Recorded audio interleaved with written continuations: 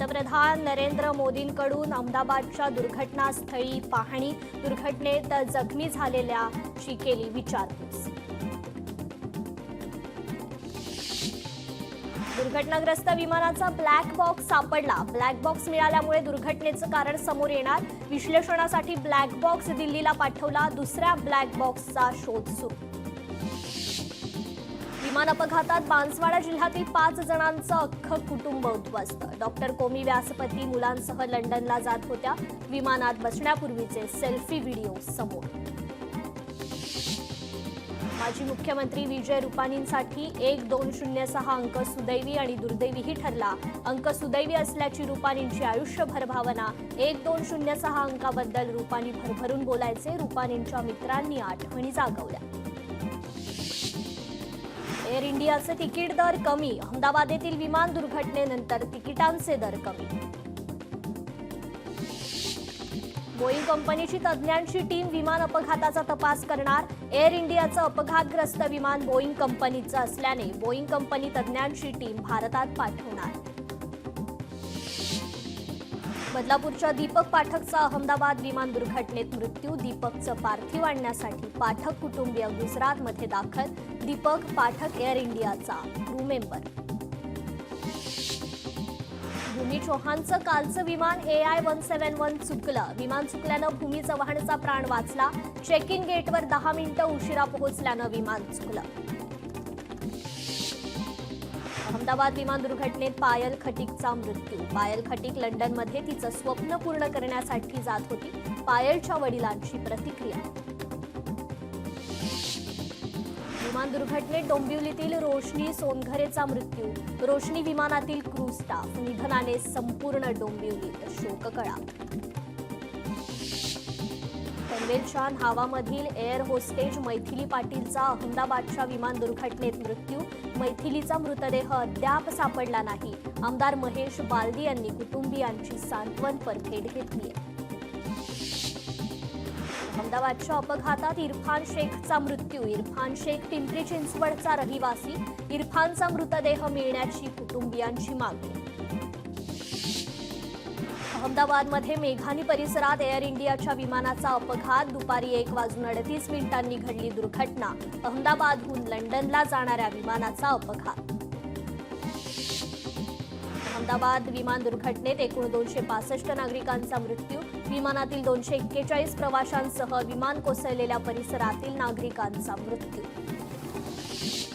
प्रवासी विमानात 242 प्रवासी आणि कर्मचारी, त्यापैकी 169 भारतीय, 53 ब्रिटिश, 1 कॅनेडियन आणि 7 पोर्तुगीज नागरिक। विमानात 242 नागरिक, 230 प्रवासी तर 2 पायलट आणि 10 क्रू मेंबर असल्याची DGCA कडून माहिती समोर। अपघातानंतर गृहमंत्री शहा यांनी गुजरातचे मुख्यमंत्री भूपेंद्र पटेल यांच्याशी केली चर्चा आणि अपघाताची माहिती देखील घेतली आहे। विमान अपघातात गुजरातचे माजी मुख्यमंत्री विजय रुपाणी यांचं निधन। भाजपचे प्रदेशाध्यक्ष CR पाटील यांनी माध्यमांशी बोलताना वृत्ताला दिला दुजोरा। गुजरातचे माजी मुख्यमंत्री विजय रुपाणी यांच्या निवासस्थानी सांत्वनपर भेटीसाठी राजकीय नेत्यांसह कार्यकर्त्यांची मोठी रीघ। पंतप्रधानही देणार सांत्वनपर भेट। अहमदाबाद विमान दुर्घटनेत पायलट सुमित सभरवालचा मृत्यू। सभरवाल कुटुंबावर दुःखाचा डोंगर। आमदार दिलीप लांडेंनी घेतली सभरवाल कुटुंबाची भेट। बदलापुरातील रहिवासी दीपक पाठकचा विमान दुर्घटनेत मृत्यू। दीपक पाठक एअर इंडियाचा क्रू मेंबर असल्याची माहिती। अहमदाबादमधील विमान दुर्घटनेबद्दल केंद्रीय नागरी विमान वाहतूक मंत्री राममोहन नायडू यांनी दुःख व्यक्त केलंय। सर्व विमान वाहतूक सेवा आणि आपत्कालीन प्रतिसाद संस्थांना जलद आणि समन्वित कारवाईचे निर्देश दिले गेले। मृतांच्या कुटुंबियांना 1 कोटी रुपयांची मदत जाहीर। मृतांच्या कुटुंबियांना टाटा ग्रुपकडून मदत जाहीर। ट्विट करून टाटा संस्थेचे अध्यक्ष एन चंद्रशेखरन यांनी मदत जाहीर केली। गुजरात सरकारकडून नातेवाईकांना अपील। नातेवाईकांनी DNA सॅम्पल्स रुग्णालयात जमा करावे। मृतदेहांची ओळख पटवण्यासाठी DNA चाचणी महत्त्वाची। अपर्णा महाडिक सुनील तटकरेंची नातेवाईक. अपर्णा महाडिक सुनील तटकरेंची भाचे सून. विमानातील एक क्रू मेंबर तटकरेंची नातेवाईक. विमान अपघातात पंढरपुरातील ज्येष्ठ दाम्पत्याचा मृत्यू. महादेव पवार आणि पत्नी आशा पवार यांचा मृत्यू. मुलाला लंडनमध्ये भेटण्यासाठी निघालेला आई-वडिलांचा मृत्यू. अपघातग्रस्त विमानामध्ये नागपूरची यशा कामदार. यशा कामदारचं लग्न अहमदाबादमधील मोढा कुटुंबात झाल्याची माहिती. विमानाच्या यादीत 74 क्रमांकावर यशा कामदारचं नाव. नागरी विमान वाहतूक मंत्री राममोहन नायडू यांनी परिस्थितीची केली पाहणी. यावेळी अहमदाबादेत झालेल्या विमान अपघाताची चौकशी होणार असल्याची त्यांनी माहिती दिली आहे. या संदर्भात पंतप्रधान मोदी यांच्यासोबत चर्चा झाली असं देखील ते म्हणाले.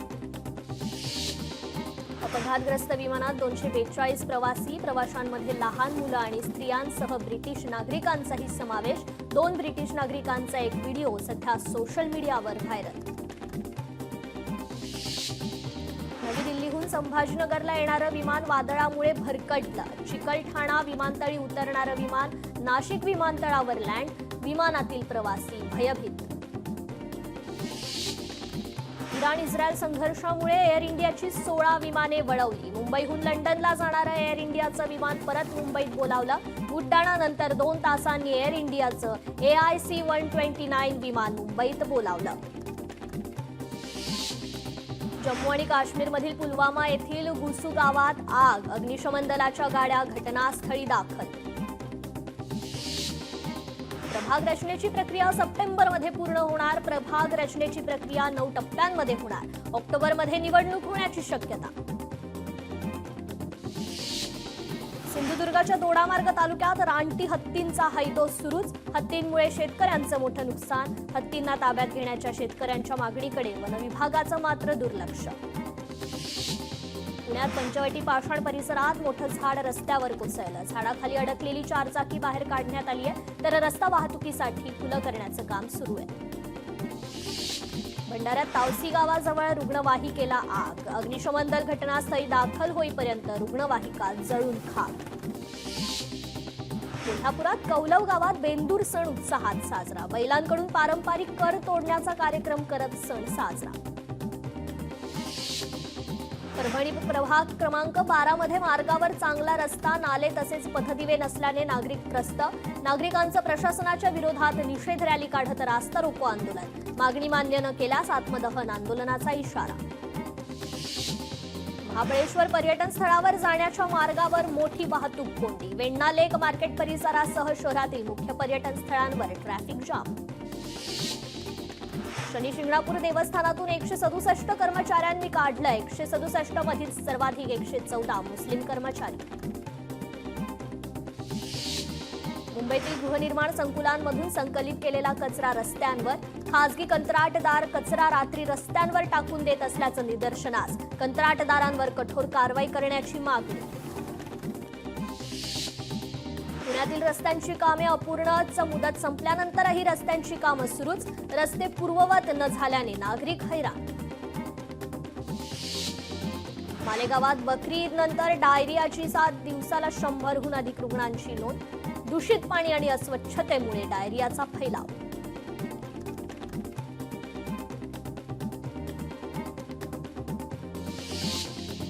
जालन्यात आष्टी इथे 1357 लाभार्थ्यांना प्रधानमंत्री आवास घरकुलाचं मंजुरी पत्र वाटप. भाजप आमदार बबनराव लोणीकर यांच्या हस्ते लाभार्थ्यांना पत्र वाटप.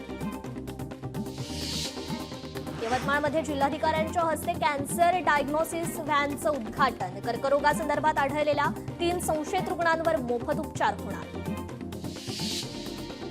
पन्हाळा तालुक्यात आपटी ते जेऊर रस्त्यावर झाडाची फांदी पडल्याने 3 खांब कोसळले. काही काळासाठी वाहतूक विस्कळली. फांदी आणि खांब काढून वाहतूक सुरळीत. भारत गौरव पर्यटन ट्रेनचं कोल्हापुरात पहाटे आगमन. पर्यटकांचं प्रशासनाकडून पुष्पगुच्छ देत स्वागत. पर्यटक आज अंबाबाई मंदिरासह पन्हाळा किल्ल्याला देणार भेट. संत गजानन महाराजांची पालखी नरसी नामदेवमध्ये दाखल. पालखी 700 वारकरी सहभागी. गोंदियातील 2 तरुण निघाले सायकलने पंढरपूरला. हरिनामाचा गजर करत सायकलची स्वारी. बँक ऑफ महाराष्ट्राच्या सर्व रिटेल कर्जाच्या व्याजदरात घट, 0.50% व्याजदरात घट. ग्राहकांना दिलासा देण्यासाठी बँकेचा निर्णय.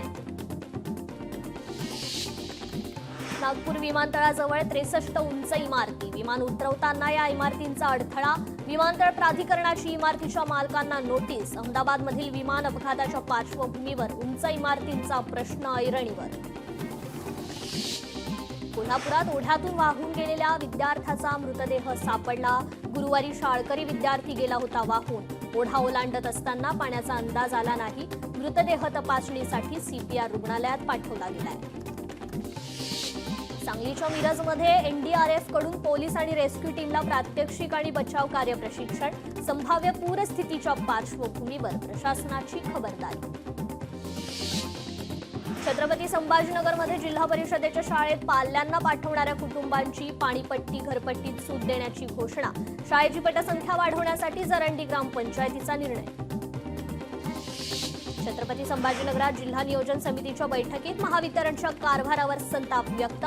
पालकमंत्री संजय शिरसाटांच्या अध्यक्षतेखाली बैठक. पीओपी मूर्तीवरील बंदी न्यायालयाने उठवल्याबद्दल इचलकरंजीत जल्लोष. कुंभार समाजाने केला आनंदोत्सव साजरा. बुलढाण्यात 16 जून रोजी लोकशाही दिन साजरा केला जाणार. महिन्याच्या 3ऱ्या सोमवारी लोकशाही दिन साजरा केला जातो. चंद्रपुरात इराई नदी खोलीकरणाच्या 2ऱ्या टप्प्याचं काम सुरू. पहिल्या टप्प्यात रामसेतू ते चौराळा पुलापर्यंत 2400 मीटरचं खोलीकरण पूर्ण. कामात 70 टीएमसी गाळ उपसा तर 118 शेतकऱ्यांना 17,000 ब्रास गाळ वाटप. नाशिकच्या सिडको परिसरात उद्या जलशुद्धीकरण केंद्रावरील महावितरणच्या दुरुस्तीच्या कामासाठी वीज पुरवठा बंद असल्याने पाणी पुरवठा देखील खंडित. नागरिकांनी पाणी जपून वापरण्याचं पालिकेचं आवाहन. छत्रपती संभाजीनगरात वाहतूक पोलिसांकडून रिक्षाचालकांची सरप्राईज चेकिंग मोहीम. 16 रिक्षाचालक मद्यधुंद अवस्थेत. दंड प्रलंबित असलेल्या 12 रिक्षा जप्त तर 146 चालकांना 1,80,000चा दंड. हिंगोलीत कंत्राटी कामगाराचा विजेच्या खांबाला शॉक लागून मृत्यू. दुर्दैवी मृत्यूमुळे परिसरात हळहळ व्यक्त. पिंपरी चिंचवडमध्ये घराला आग. घरातील 5 लाख रुपयांची रोख रक्कम पूर्णपणे जळून खाक.